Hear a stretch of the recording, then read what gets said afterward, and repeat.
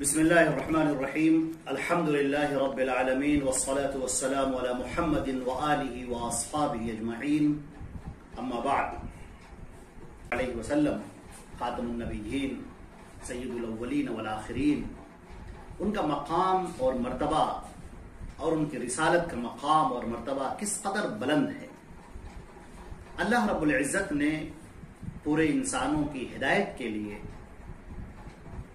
انبیاء کرام کا ایک سلسلہ شروع فرمایا، اور جس کی آخری کڑی حضرت محمد مصطفیٰ صلی اللہ علیہ وسلم۔ آپ کے اوپر اللہ رب العزت نے قرآن پاک کا نزول فرمایا، جو کتاب ہدایت ہے، اور پھر قرآن پاک کی اس تفسیر اور اس کی تشریح کے لیے نبی کریم صلی اللہ علیہ وسلم پر معانی اور اس کے مفاہیم القاء فرمائے، جنہیں ہم حدیث کے نام سے جانتے ہیں۔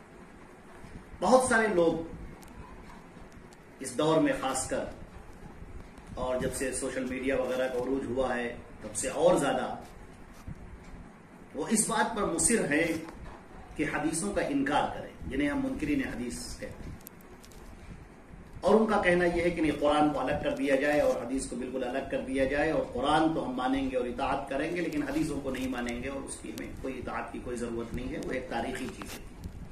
یہ ایک بہت بڑی گمراہی ہے۔ یہ بات جان لینا چاہیے کہ اللہ رب العزت نے نبی کریم صلی اللہ علیہ وسلم کے بارے میں ارشاد فرمایا، وَمَا يَنطِقُ عَنِ الْهَوَىٰ إِنْ هُوَ إِلَّا وَحْيٌ يُوحَىٰ۔ محمد صلی اللہ علیہ وسلم اپنی طرف سے کچھ نہیں کہتے، یہ جو بھی ہوتی ہے یہ وحی الہی ہوتی ہے، یہ اللہ رب العزت کا نازل کردہ کلام ہوتا ہے۔ اب آپ یہ جان لیں کہ وحی کے سلسلے میں اللہ رب العزت نے قرآن پاک کے اندر ارشاد فرمایا ہے، وَمَا كَانَ لِبَشَرٍ أَن يُكَلِّمَهُ اللَّهُ إِلَّا وَحْيًا أَوْ مِن وَرَاءِ حِجَابٍ أَوْ يُرْسِلَ رَسُولًا۔ کسی بشر کے لیے یہ زیبا نہیں ہے کہ اللہ اس سے باتیں کرے سوائے یہ کہ من وراء حجاب باتیں کرے، یا ایک رسول کی شکل میں کوئی فرستادہ اس کے پاس بھیجا جائے، یا معانی اور مفاہیم کو قلب کے اوپر القاء کیا جائے۔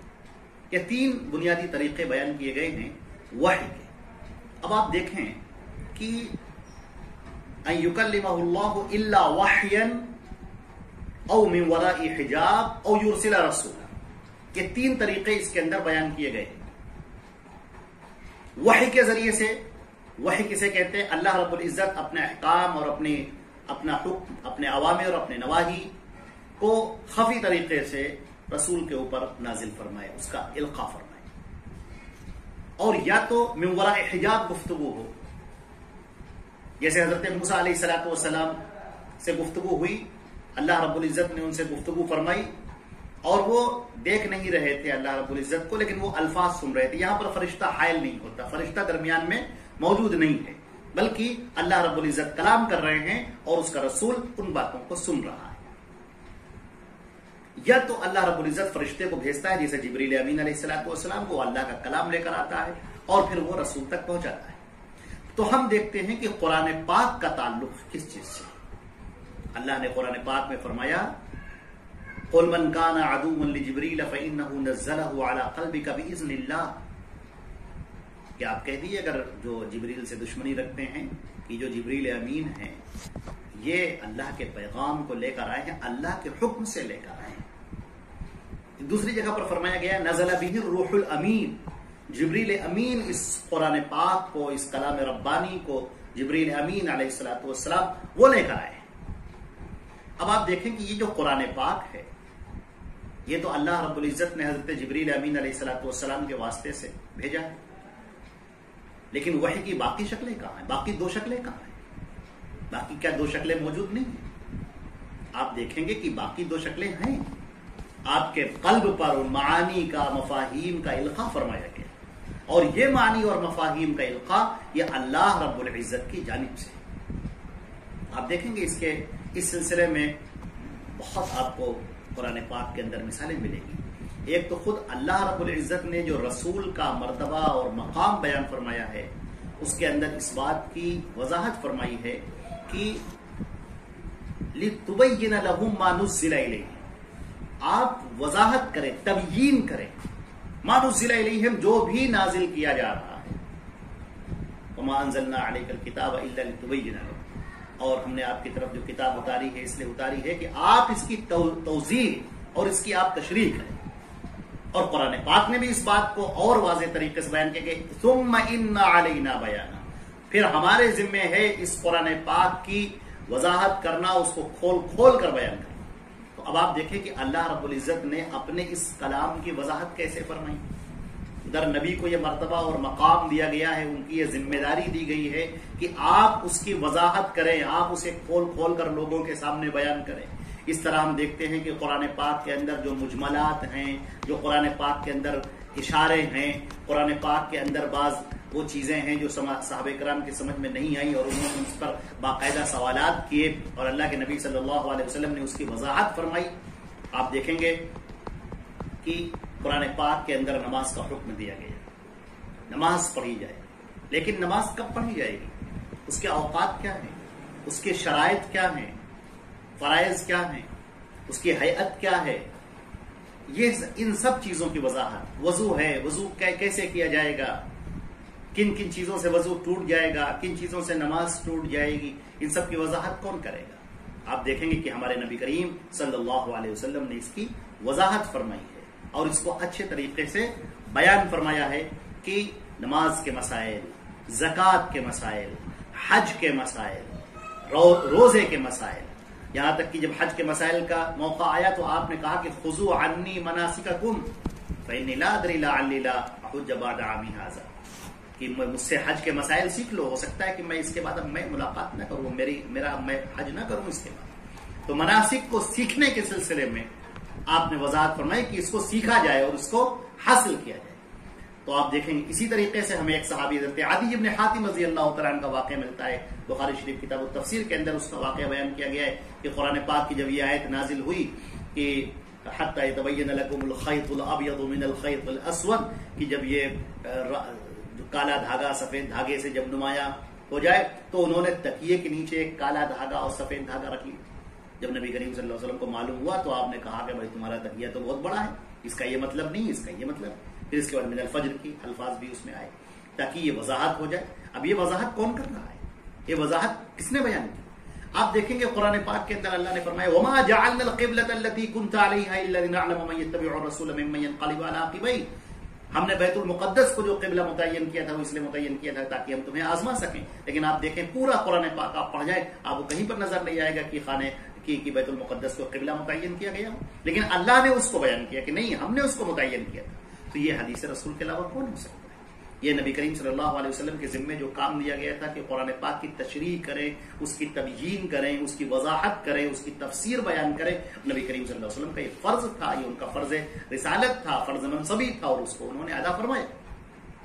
اسی طرح زکوٰۃ کے مسائل ہیں، حج کے مسائل ہیں، نماز کے ہیں. صلو کما رأیتمونی اصلی، نماز پڑھو جیسے مجھے تم نماز پڑھتے ہوئے دیکھ رہے ہو. اور نبی کریم صلی اللہ علیہ وسلم نے باقاعدہ اس کی نگرانی فرمائی کہ کون نماز صحیح پڑھ رہا ہے، کوئی شخص جلدی نماز پڑھ رہے ہیں تو آپ نے فرمایا کہ صلی فإنک لم تصلی، تم دوبارہ نماز پڑھو اس لیے کہ تمہاری نماز نہیں ہوئی. تو ہم یہ دیکھتے ہیں کہ اللہ کے رسول صلی اللہ علیہ وسلم اس کی بات کی وضاحت فرماتے ہیں کہ قرآن کریم میں جو الفاظ آئے ہیں، قرآن کریم کا جو معنی ہیں، جو مفاہیم ہیں، اس کو اچھی طریقے سے بیان کر کے سامنے پیش کیا جائے، اس کو سامنے لایا جائے.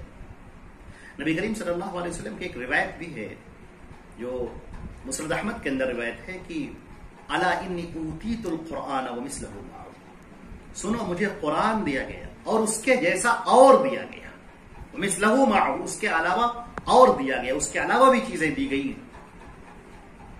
اور آپ نے آگے فرمایا کہ قریب ہے کہ ایک ایسا وقت آئے کہ ایک آدمی شبعان، پیٹ جس کا بھرا ہوا، شکم سیر، اور وہ مسند سے ٹیک لگائے بیٹھا ہو اور وہ کہہ رہا ہو کہ میرے لیے اللہ کی کتاب کافی ہے، سنو مجھے قرآن دیا گیا، اس جیسا اور دیا گیا، اور میں حرام کرتا ہوں پالتو گدھوں کے گوشت کو، اور وہ جو زیناب ہوتے ہیں، دانتوں کے نیشدار جو دانت رکھنے والے جانور ہوتے ہیں، وہ تو سب حرام کیے.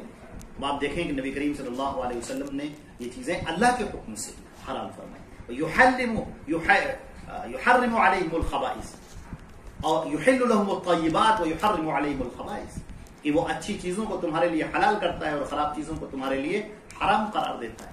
تو یہ نبی کا منصب فرمایا گیا، نبی کی چیز فرمائی گئی کہ یہ آپ کے فرض رسالت میں شامل ہے کہ آپ قرآن پاک کی وضاحت کریں۔ اور آپ دیکھیں گے قرآن پاک کے اندر ایک بات ارشاد فرمائی گئی، یضل بہ کثیرا ویہدی بہ کثیرا، اس قرآن پاک کے ذریعے بہت سے لوگ ہدایت پاتے ہیں اور بہت سے لوگ گمگشتہ راہ ہو جاتے ہیں، راستہ بھول جاتے ہیں، بھٹک جاتے ہیں۔ اب آپ ذرا غور تو کریں کہ قرآن پاک کے ذریعے سے آدمی گمراہ کیسے ہو جائے گا، گمراہ ہونا کیسے ممکن؟ لیکن ہے ممکن جب وہ رسول کے طریقے کو چھوڑ دے گا، نبی کو چھوڑ دے گا، نبی کی احادیث، نبی کی باتیں، نبی کا حکم، اس کے فتاوے، نبی کا فیصلہ جو شخص چھوڑ دے گا وہ گمراہ ہو جائے گا۔ وہ کتنا ہی قرآن پاک پر عمل کرنے کا دعویٰ کرنے والا ہو، لیکن حقیقت میں یہ اس کا عمل قبول نہ ہوگا۔ اللہ نے اس کو قرآن پاک میں فرمایا ہے، اطیعوا اللہ قل اطیعوا اللہ واطیعوا الرسول ولا تبطلوا اعمالکم، اللہ کی اطاعت کرو اور اس کے رسول کی بات مانو اور اپنے اعمال کو ضائع مت کرو۔ نبی کی بات کا نہ ماننا اعمال کو ضائع کرنا قرار دیا گیا۔ حضرت عبداللہ ابن مسعود رضی اللہ تعالیٰ عنہ کی ایک روایت ہے کہ آپ دیکھیں کہ صحابہ کرام کس طرح سے حدیث رسول کو لیتے ہیں اور اس کو سمجھتے ہیں۔ حضرت عبداللہ ابن مسعود رضی اللہ تعالیٰ عنہ تشریف فرما ہے اور انہوں نے بیان کیا کہ یہ بدن کے اوپر گودنے گدوانا اور بالوں کو کاٹ کر دوسرے بالوں کو لگانا، ایبرو وغیرہ کا بالوں کا اکھاڑنا، ان سب کو حرام کیا ہے۔ اللہ رب العزت نے اسے حرام قرار دیا ہے۔ ایک خاتون تھی ام یعقوب، وہ کہنے لگی کہ عبداللہ نے مسعود آپ مجھے بتائیں صحابی رسول کہ اللہ نے تو، میں نے تو پورا کلام پاک پڑھا ہے، اس میں تو کہیں اللہ نے حرام قرار نہیں دیا۔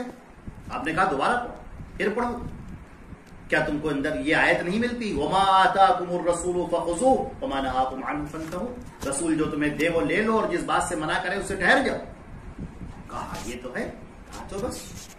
آپ دیکھیں کہ صحابہ کرام رضوان اللہ تعالی علیہم اجمعین کا یہی طریقہ ہے۔ حضرت ابوبکر صدیق رضی اللہ تعالیٰ عنہ کا واقعہ ہے، ان کے سامنے خاتون آئی کہ میرا پوتا مر گیا ہے، اس پوتے کی وراثت میں میرا کوئی حق ہوگا کہ نہیں؟ انہوں نے کہا کہ میرے علم میں تو نہیں ہے کہ اس کا کوئی حق ہونا چاہیے، مجھے تو اس سلسلے میں کوئی بات نہیں معلوم ہے۔ ایک صحابی بیٹھے ہوئے تھے، غالباً مغیرہ ابن شعبہ تھے، انہوں نے فوراً کہا کہ نہیں، اللہ کے نبی صلی اللہ علیہ وسلم نے دادی کو چھٹا حصہ دلایا۔ حضرت ابوبکر صدیق رضی اللہ تعالیٰ عنہ نے فوراً اس حدیث رسول پر عمل کیا اور کہا کہ نہیں، دادی کا چھٹا حصہ ہوگا۔ آپ دیکھ رہے ہیں کہ یہ قرآن پاک کو اگر آپ جدا کر دیں گے حدیثوں سے، حدیثوں کو جدا کر دیں گے قرآن پاک سے، تو یہ ایسے ہی ہے جیسے جسم سے ناخن کو جدا کر دیا جائے، جسم سے قلب کو نکال لیا جائے۔ پھول سے اس کی خوشبو اور ستاروں سے اس کی چمک دور نہیں کی جا سکتی، اسی طرح قرآن پاک سے حدیثوں کو دور نہیں کیا جا سکتا۔ قرآن پاک کو سمجھنا ہے تو نبی کریم صلی اللہ علیہ وسلم کے ارشادات آپ کو دیکھنے ہوں گے، لقد کان لکم فی رسول اللہ اسوۃ حسنہ، نبی کریم صلی اللہ علیہ وسلم کی زندگی تمہارے لیے بہترین نمونہ بنا کر پیش کی۔ چنانچہ اب ہم یہ دیکھیں گے، یہ تو بات میں نے آپ کے سامنے عرض کر دی انشاءاللہ، یہ تو حدیث کے اہمیت کے تعلق سے، اس کی حجیت کے تعلق سے گفتگو تھی۔ اگر آدمی حدیثوں کا انکار کر دے اور حدیثیں نہ مانے تو پورا اسلام بے معنی ہو کر اس کے سامنے رہ جاتا ہے۔ آپ دیکھیں گے کہ وہ نماز پڑھو، لیکن نماز کیسے پڑھنی نہیں معلوم، زکوٰۃ دو، زکوٰۃ کیسے دینی، کب دینی، کس کو دینی، کتنے پر دینی ہے، اونٹ کا نصاب کیا ہے، گائے کا نصاب کیا ہے، بیل کا نصاب کیا ہے، کھیتی کا نصاب کیا ہے، بارش کے ذریعے اگر کھیتی ہوئی ہو تو اس کا نصاب کیا ہے، خود آپ نے پانی سے سینچائی کی ہو مساقات تو اس کا نصاب کیا ہے، سونے کا نصاب کیا ہے، چاندی کا نصاب کیا ہے، تو ان سب کی وضاحت کون ہے؟ اگر آپ حدیثوں سے اپنے منہ کو پھیر لیں، حدیثوں کا انکار کر دیں تو یہ باتیں ایک گنجنک رہ جاتی ہیں۔ اسی طریقے سے ہم روزوں کو دیکھتے ہیں، حج کو دیکھتے ہیں، اسی طریقے سے تمام شریعت کے مسائل ہیں۔ نبی حضرت عائشہ رضی اللہ تعالیٰ عنہ سے کسی نے پوچھا کہ نبی کریم صلی اللہ علیہ وسلم کے بارے میں بتائی، تو آپ نے کہا کہ کانا خلقہ القرآن، یہ نبی کریم صلی اللہ علیہ وسلم سراپا قرآن ہے، یعنی یہ قرآن پاک کی تفسیر، قرآن پاک کی وضاحت اگر آپ کو دیکھنی ہے تو نبی کریم صلی اللہ علیہ وسلم کو دیکھنی ہے۔ اسی لیے اللہ نے فرمایا قُلْ إِن كُنتُمْ تُحِبُّونَ اللَّهَ فَاتَّبِعُونِي يُحْبِبْكُمُ اللَّهُ، آپ کہہ دیے نبی کہ اگر تم اللہ سے محبت کرنا چاہتے ہو تو میری اتباع کرو، میری بات مانو، اللہ تمہیں اپنا محبوب بنا لے گا، تمہارے گناہوں کو معاف کر دے گا۔ اسی طرح سے فرمایا گیا کہ وَمَن يُطِعِ الرَّسُولَ فَقَدْ أَطَاعَ اللَّهَ، جس نے رسول کی اطاعت کی اس نے اللہ کی اطاعت کی۔ تو یاد رکھیں حدیث شریف کی حجیت یہ مسلمہ ہے، اجماعی ہے، اس کا انکار نہیں کیا جا سکتا. اس کا انکار اگر آپ کریں گے تو دائرہ کفر میں داخل ہونا ہوگا. لہذا اللہ رب العزت کے بھیجے ہوئے رسول حضرت محمد مصطفیٰ صلی اللہ علیہ وسلم کی پیروی ہی شریعت پر عمل کرنا ہے، اور ان کی باتوں سے اور احادیث شریف سے انکار کرنا یہ کفر ہے. تو آج کے دن کی یہ گفتگو تھی. انشاءاللہ اللہ نے چاہا تو کل ہم اس بات پر گفتگو کریں گے کہ حدیث کی تدوین کیسے ہوئی اور اس کے کیا مراحل رہے ہیں، اور اس سلسلے میں مستشرقین کے کیا اعتراضات رہے ہیں. تو انشاءاللہ کل اس پر گفتگو ہوگی. اللہ رب العزت ہمیں اور آپ کو عمل کرنے کی توفیق عطا فرمائے. اور چند بنیادی باتوں کے بعد میں انشاءاللہ پھر کتاب کا درس باقاعدہ شروع ہوگا. والسلام علیکم ورحمۃ اللہ وبرکاتہ.